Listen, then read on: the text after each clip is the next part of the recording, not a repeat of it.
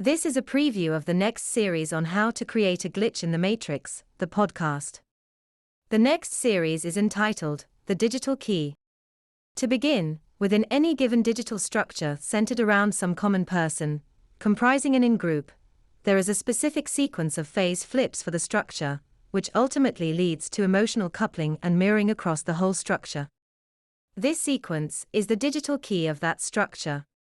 To summarize, at some initial starting point, if you imagine that person A affirms impulse 1 and negates impulse not 1 for person B, affirms impulse not 1 and negates impulse 1 for person C, and affirms impulse 1 and negates impulse not 1 for person D. If the period of each phase for each structure member is different, then there will be a specific sequence of phase flips which results in coincident tension release for all three structure members. This is the resonance of that structure. In other words, you can imagine a digital structure is like a lock. Each structure member centered around some common person is like a pin in that lock. And the specific sequence of phase flips that will result in emotional coupling structure wide is the digital key which opens that lock. Now, this assumes that each structure member within this structure follows a predictable pattern of phase flips. However, negation, sublimation, leads to the creation of an analog structure, which prolongs the phase flip for the duration of infinite recursion. Thus, negation leading to sublimation alters the predictable sequence, or digital key of a digital structure, requiring a new sequence, or digital key. If we assume that the system always tries to maximize mirroring within in-groups, emotional coupling, then the digital key is a solution to a problem created by actual desynchronization. But it is more than that.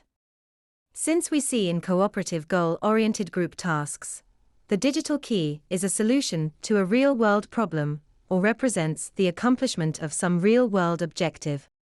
Thus, we can say that the digital key is a solution represented by resonance or mirroring within an in-group.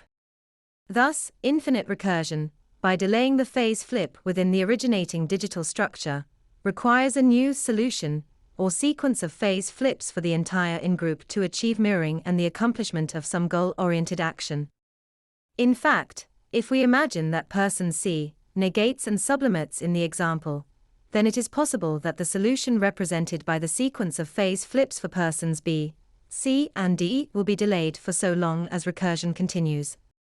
Now it is also true that within infinite recursion, a hierarchically superior person can compel a phase flip, thereby enabling a new solution, or digital key to arise. Or, following a reverse substitution event, the incoming consciousness can compel acquiescence, or a phase flip within infinite recursion. This would be as if under tautology, the trendsetter was person B, who acted out the impulse for person C, as the incoming consciousness until negation, leading to compulsion within that recursion by person B on person C. From all of this we can see that there is a direction to consensus shifts, and that direction is provided by maximizing the resonance, mirroring, or coincident tension release within in-groups. In the absence of infinite recursion, these phase flips are reasonably predictable, which means that the sequence corresponding to mirroring can be predicted to a degree. On the other hand, infinite recursion alters the solution, the digital key which may open the lock. Very much like a kind of social encryption, infinite recursion makes it more difficult to predict the particular solution to achieve mirroring within an in-group. But it also makes it more difficult for that in-group to achieve their goal. That's the end of the podcast for today.